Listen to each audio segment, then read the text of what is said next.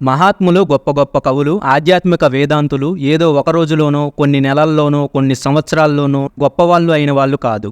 తన గురువు అయిన హనుమంతుని గురించి హనుమాన్ చాలీసాను, శ్రీరాముని గురించి రామచరిత మానస్ను రాసిన తులసీదాసు గారి గురించి ఈ వీడియోలో చెప్తాను. హాయ్ ఫ్రెండ్స్, వెల్కమ్ టు సనాతన సంస్కృతి. తులసీదాసు గారు 100 సంవత్సరాల కంటే ఎక్కువ కాలం జీవించారు. ఆయన తల్లిదండ్రులు గొప్ప పండితులు. తులసీదాసు గారు పుట్టగానే వారి అమ్మ ప్రసవ వేదనని భరించలేక కొన్ని గంటలలోనే చనిపోయారు. అది తెలిసిన తులసీదాసు గారి నాన్న కూడా బాధతో చనిపోయారు. తులసీదాసు గారు అనాథగా అయ్యారు. ఈ పిల్లాడు పుట్టగానే తల్లిదండ్రులు మరణించారు. ఇతను పుట్టిన నక్షత్రం మంచిది కాదు, ఈ పిల్లాడికి అందరూ దూరంగా ఉండండి అని ఆ ఊరిలో ఒక జ్యోతిష్యుడు చెప్పాడు.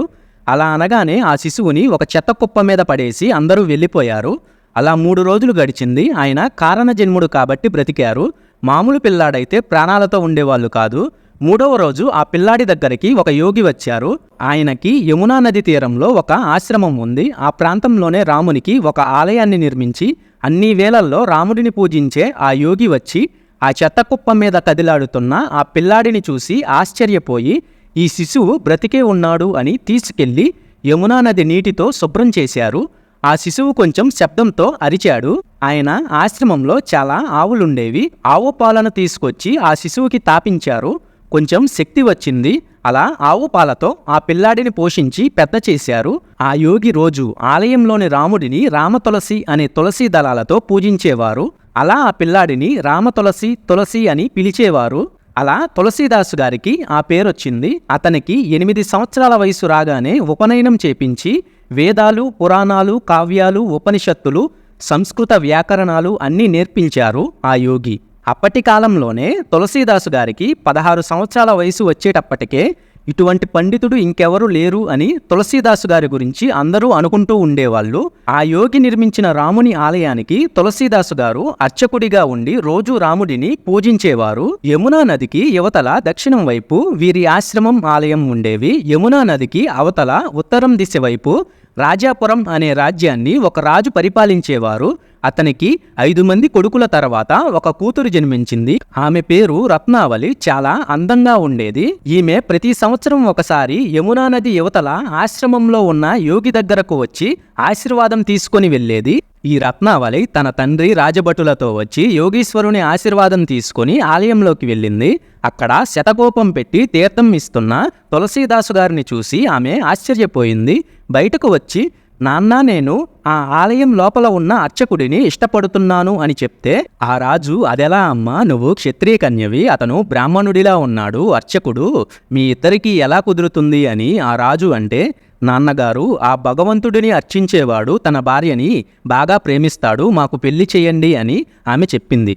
తన కూతురంటే ఆయనకి బాగా ఇష్టం కాబట్టి ఆ రాజు తులసీదాసు గారిని పెంచిన యోగి దగ్గరకు వచ్చి, స్వామి, మీ ఆలయంలో ఉన్న అర్చకుడిని మా అమ్మాయి ఇష్టపడుతుంది, వివాహం చేయాలని అనుకుంటున్నాను అని చెప్పాడు.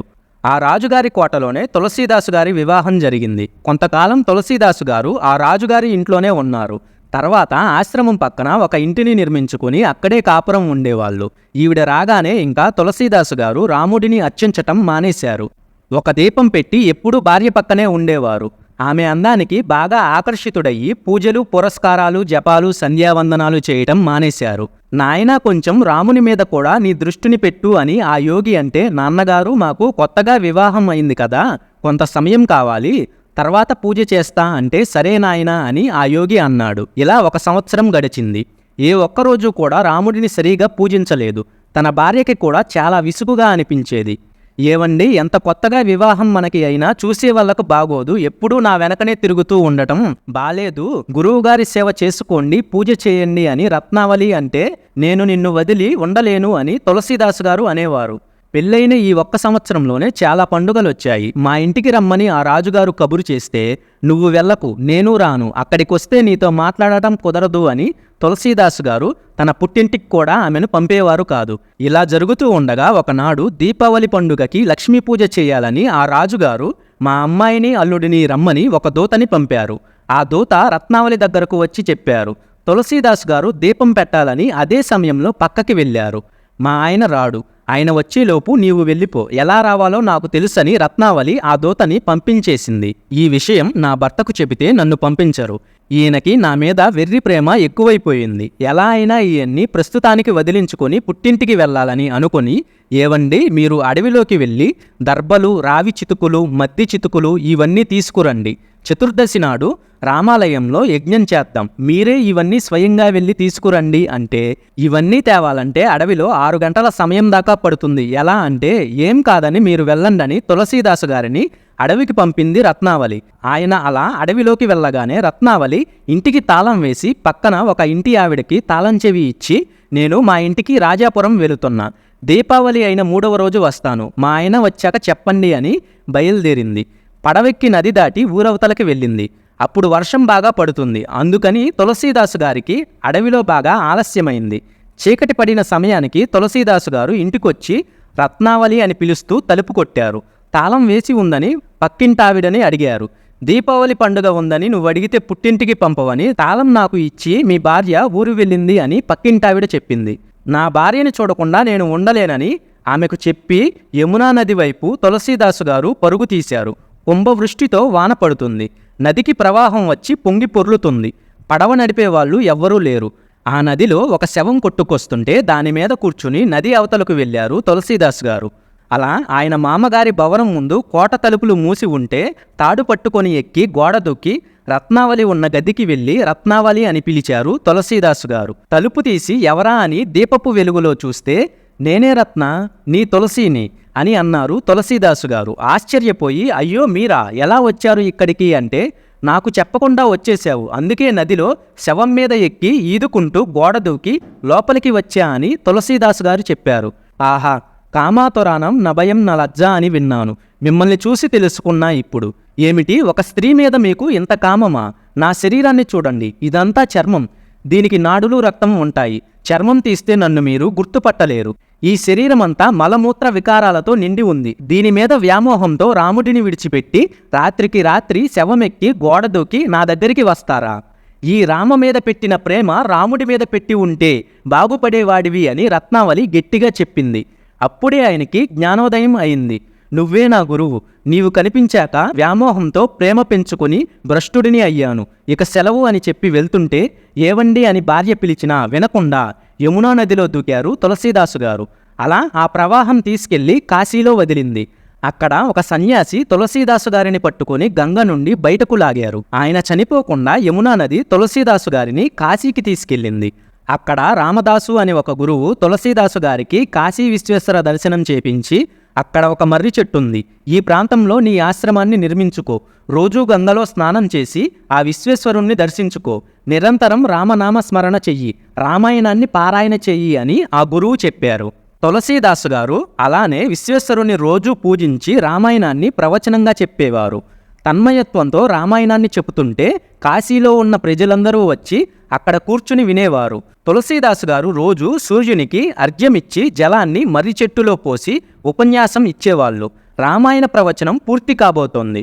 కిష్కింధకాండ, యుద్ధకాండ మిగిలి ఉన్నాయి. రోజులానే సంధ్యావందనం చేసి అర్ఘ్యజలాన్ని మర్రి చెట్టు మొదట్లో పోయగానే అందులో నుండి ఒక బ్రహ్మ రాక్షసుడు కిందికి దూకాడు. తులసీదాసు గారు ఆశ్చర్యపోయి, ఎవరు నీవు అంటే, నేను పోయిన జన్మలో బ్రాహ్మణుణ్ణి, వేద విద్యని ఉచితంగా చెప్పకుండా డబ్బు ఎక్కువ తీసుకొని చెప్పేవాడిని. అందుకే ఇలా బ్రహ్మరాక్షస జన్మ ఎత్తాను. 100 సంవత్సరాల నుండి ఈ చెట్టు మీదనే ఉంటున్నా.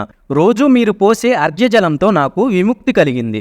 నాకు ఇంత ఉపకారం చేశావు కాబట్టి నీకేదైనా కోరిక ఉంటే చెప్పు, తీరుస్తాను అని ఆ బ్రహ్మరాక్షసుడు అడిగాడు.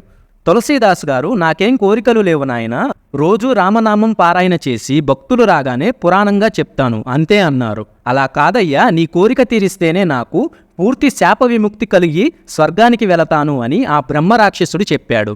ఓ అలానా, అయితే నాకు సీతాలక్ష్మణుడి సమేతంగా ఉన్న రాముడి దర్శనం చేపిచ్చు అని తులసీదాసు గారు అడిగారు. అయ్యో, రాముల వారి దర్శనం నేనెలా చేపించగలను, వేరేది ఏదైనా కోరిక కోరుకో అన్నాడు ఆ బ్రహ్మరాక్షసుడు. నాకింకేం కోరికలు లేవయ్యా, ఇదే నా కోరిక, రాముల వారి దర్శనం ఇప్పించు, లేదా నాకింకేం వద్దని తులసీదాసు గారు అన్నారు. నీకు మాటిచ్చాను, నీ కోరిక తీరుస్తానని. నేను సీతాలక్ష్మణ సమేత రాముల వారి దర్శనం చేపించలేను, కానీ రామదర్శనాన్ని నీకు ఇప్పించే ఒక ఆయన పేరు చెప్తాను, నువ్వే ఆయన్ని అడుగు అన్నాడు బ్రహ్మరాక్షసుడు. అవునా, ఎవరా వ్యక్తి అంటే ఇంకెవరు, ఆంజనేయుడు అని చెప్పాడు. ఏమిటి, ఆంజనేయ స్వామినా? ఆయన నాకెందుకు దర్శనమిస్తారు అని తులసీదాసు గారు ఆ బ్రహ్మ రాక్షసుడిని అడిగారు. ఏమయ్యా, నీవు రోజు ఏం చెప్తున్నావు? ఎక్కడెక్కడ రామనామం రామాయణం చెప్పబడుతుందో అక్కడ హనుమ ఉంటారు అని చెప్తున్నావు, మర్చిపోయావా? రోజు నీవు పురాణం చెప్పే ముందు అందరికంటే ముందు ఒక ముసలాయన కుష్టి రోగగ్రస్తుడిగా వచ్చి చివరలో కూర్చొని నీవు చెబుతున్న రామాయణాన్ని వింటూ పులకించి ఏడుస్తూ అందరికంటే ఆఖరిన నీ దగ్గరికి వచ్చి నీకు నమస్కారం చేసి నీవిచ్చిన ప్రసాదాన్ని తీసుకుని వెళుతున్నాడే, ఆయనే ఆంజనేయుడు. ఆయన పాదాలను నీవు గట్టిగా పట్టుకో, నీకు రామదర్శనం అవుతుంది అని ఆ బ్రహ్మరాక్షసుడు చెప్పాడు. నా కోరిక తీరుతుంది, నీకు రేపు తీర్థజలాన్ని పోసి విముక్తిని ఇస్తాను అని తులసీదాసు అన్నారు. బ్రహ్మరాక్షసుడు వెళ్ళిపోయాడు. తర్వాతి రోజు ఉపన్యాసం చెప్పే ముందు ఆంజనేయుడే ఒక కుష్టి వ్యాధిగ్రస్తుడిగా కర్రతో అడుగులు వేసుకుంటూ వచ్చి చివరలో కూర్చున్నాడు. అందరూ వచ్చాక తులసీదాసు గారు రామాయణం ఉపన్యాసం చెప్పారు. చివరలో ఆ కుష్ఠరోగి, స్వామి నాకు తీర్థప్రసాదాలు ఇవ్వండి, మా ఆశ్రమం చాలా దూరం ఉంది, వెళ్ళాలి అని తులసీదాసుతో అన్నాడు. ఏంటేంటి, నువ్వు రోగగ్రస్తుడివా? నీ మాటలతోనే సీతారాములకు ఉన్న దుఃఖాలను దూరం చేసిన ఆంజనేయుడివి నీవు అని తులసీదాసు గారు అంటే, ఏంటి నేను ఆంజనేయుణ్ణా? రోజు పురాణం చెప్పి నీకు మతి భ్రమించినట్టుంది. రోగంతో ఉన్న నన్ను పట్టుకొని ఇలా అంటావా అంటే, మీరేమైనా చెప్పండి అని ఆయన కాళ్ళని గట్టిగా పట్టుకొని తులసీదాసు గారు ఏడ్చారు. అప్పుడు జాలిపడి హనుమ తన నిజరూపంతో దర్శనమిచ్చారు. నాయనా, నీవు చెప్పే రామాయణాన్ని రోజూ వింటున్నాను, ఆనందించాను, నీకు ఏం వరం కావాలో కోరుకో అని హనుమ అంటే, నాకు సీతాలక్ష్మణ సమేత రామదర్శనం కావాలని తులసీదాసు గారు అన్నారు. అది అంత సులువు కాదు నాయనా, ఒక పని చెయ్యి, రేపు ఉపన్యాసం చెప్పాక భక్తులతో చెప్పు, 2 నెలల తర్వాత మళ్ళీ మొత్తం రామాయణాన్ని పూర్తి చేస్తానని చెప్పు. నీకు ఒక మంత్రాన్ని ఉపదేశం చేస్తున్నా. ఎల్లుండి ఇక్కడి నుండి కాలినడకన చిత్రకూట పర్వతానికి వెళ్ళి అక్కడ ఒక ఆశ్రమాన్ని నిర్మించుకో. రోజూ రామాయణాన్ని పారాయణ చెయ్యి. నీకిచ్చిన ఆ మంత్రాన్ని అఖండంగా ధ్యానం చెయ్యి. 41వ రోజు నీకు సీతాలక్ష్మణ సమేత రామదర్శనం అవుతుంది అని హనుమ చెప్పారు. తర్వాతి రోజు అర్ఘ్యజలంతో బ్రహ్మరాక్షసునికి విముక్తి కలిగించి ఉపన్యాసం చెప్పి కాలినడకన చిత్రకూటం వెళ్ళారు.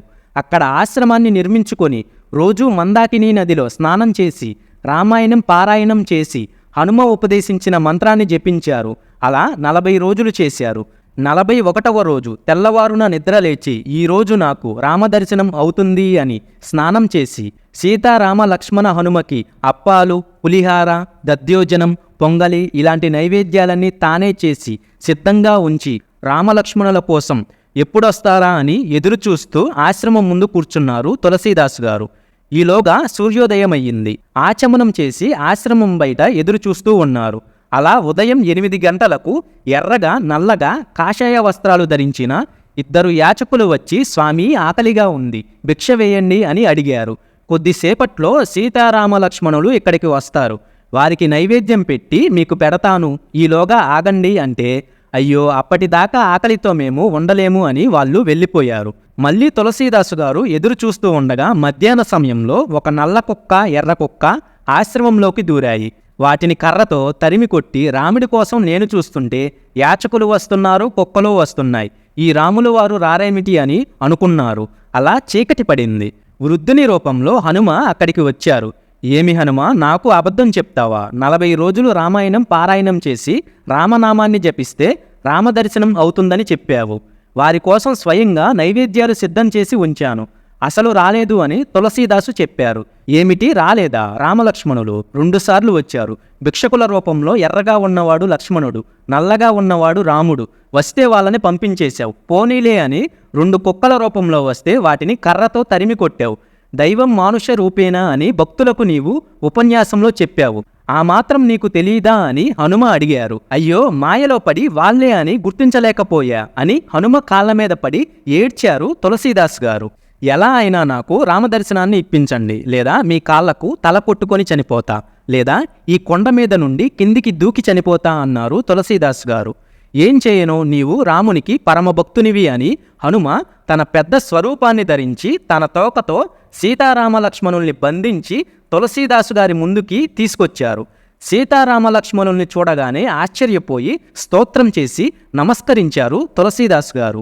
నాయనా, నీవు పూజ్యుడివి, కారణజన్ముడివి, తిరిగి కాశీ వెళ్ళు. నీ రామాయణ ప్రవచనాన్ని పూర్తి చెయ్యి. సంస్కృతంలో 24,000 శ్లోకాలతో ఉన్న రామాయణాన్ని హిందీలో అవధీ భాషలో రామచరితమానస్గా రాయి. నీకు పూర్వజన్మ ఉండదు. నీవు పూర్వజన్మలో వాల్మీకివి. అందులో ఉన్న అంశాలని పూర్తి చేయడానికి తులసీదాస్గా పుట్టావు అని రాముడు చెప్పారు. రామునికి ఆంజనేయునికి సెలవు అని చెప్పి ఆ ఆశ్రమాన్ని అక్కడి యోగులకు అప్పచెప్పి తిరిగి కాశీ వచ్చి రామాయణ ప్రవచనాన్ని పూర్తి చేశారు. రామచరిత మానస్ను రచించే ముందు తనకు మంత్రాన్ని ఉపదేశించి రామదర్శనం తనకు కల్పించిన గురువు అయిన హనుమ పాదాలకు నమస్కారం చేస్తూ ముందు హనుమాన్ చాలీసాను రచించారు. తర్వాత రామచరిత మానస్ను రచించారు. ఈ విషయాలన్నీ తులసీదాస్ గారు తన ఆత్మకథలో రాసుకున్నారు. జై శ్రీరామ్.